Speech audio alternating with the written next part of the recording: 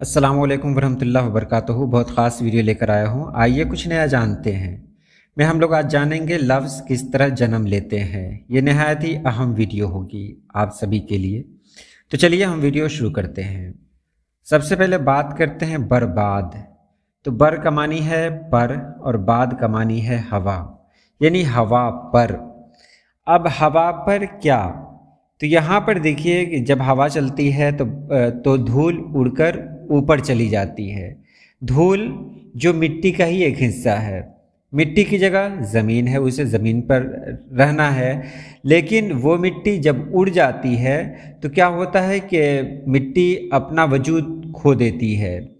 इसीलिए इसको जोड़ दिया गया परेशान हाल से, यानी वो चीज़ जिसका वजूद खो जाए, जिसकी पहचान खो जाए, यानी जो परेशान हाल हो, जिसको कोई पूछने वाला नहीं हो, उसको बर्बाद कहा गया। उसके बाद अगला है तहजीब। तहजीब का मानी है पाक करना, साफ करना, चमकाना। आप समझ सकते हैं इसको। तहजीब का मतलब पाक करना, साफ करना, चमकाना। पाक करना या साफ करना मतलब क्या हुआ, तो तहजीब याफ्ता और गैर तहजीब याफ्ता को आप जानते होंगे कि जंगली है वो गैर तहजीब याफ्ता है, खाने का ढंग, रहने का ढंग, किसी से बात करने का ढंग उसको नहीं है। तो यहाँ एक इंसान को साफ करना, उसकी सोच को, उसकी फिक्र को, उसके तौर तरीक़े को साफ करना, चमकाना, यानी उसमें तब्दीली लाना, तो यही तहजीब कहलाया। कि किसी इंसान को इतना सुधार दिया, इतना अच्छा बनाया, उसको साफ किया, उसको तौर तरीक़ा सिखाया, और उसके बाद वो इंसान जब निकल कर सामने आया तो वो तहजीब याफ्ता बना। तो तहजीब का मतलब है किसी चीज़ को पाक करना, साफ करना या चमकाना, उसी से ये लफ्ज़ बना हुआ है। उसके बाद है रकीब। रकीब का मतलब है मुहाफिज, निगहबान, निगरां।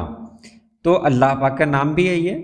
तो मुहाफिज, निगहबान, निगरां, ये तो बहुत अच्छा नाम है, लेकिन इसके अलावा भी एक नाम आया, वो है हरीफ या मुखालिफ, यानी हरीफ या मुखालिफ भी एक मानी में है।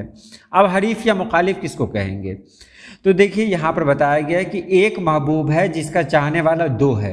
एक महबूब को दो चाहने वाले हैं, तो जाहिर सी बात है दोनों में जलन होगी और दोनों एक दूसरे पर नज़र रखेंगे, एक दूसरे पर निगाह रखेंगे कि पता नहीं कौन कब महबूब से मिलने के लिए चला जाता है, पता नहीं कब किसी को महबूब का दीदार में असर हो जाता है। तो वो क्या करता है, उसकी निगरानी करता है, यानी एक इंसान दूसरे इंसान की निगरानी करने लगता है, उसको देखने लगता है, उस पर नज़र रखने लगता है। तो इसी से रकीब का दूसरा लफ्ज़ भी बना, जो है हरीफ या मुखालिफ।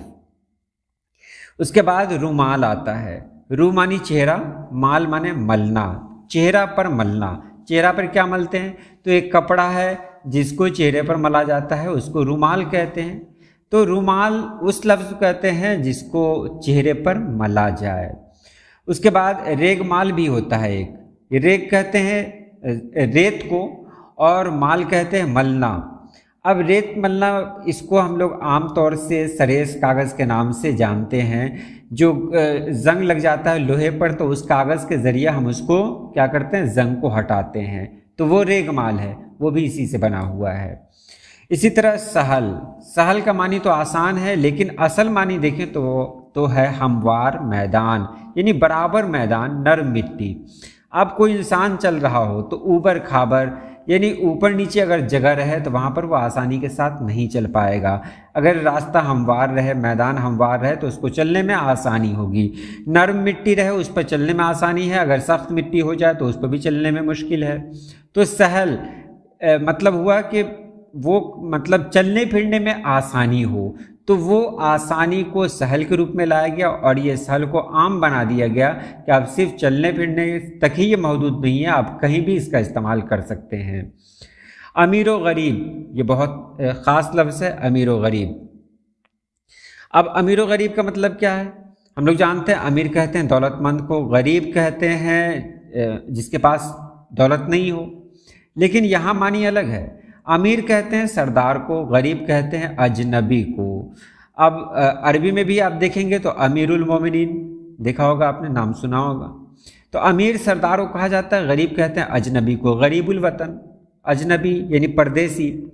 तो अब ये लफ्ज़ आया कहाँ से, तो कोई इंसान किसी ऐसे इलाके में चला जाए जहाँ वो बिल्कुल नया हो, जहाँ वो अजनबी हो, यानी परदेसी बनकर जाए।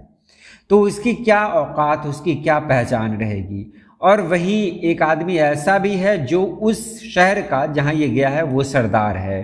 तो जाहिर सी बात है दोनों एक दूसरे की जिद हो गए। एक है जो शहर का सरदार बना हुआ है और एक है जिसके शहर में कोई पहचान नहीं है, जिसकी कोई पूछ नहीं है।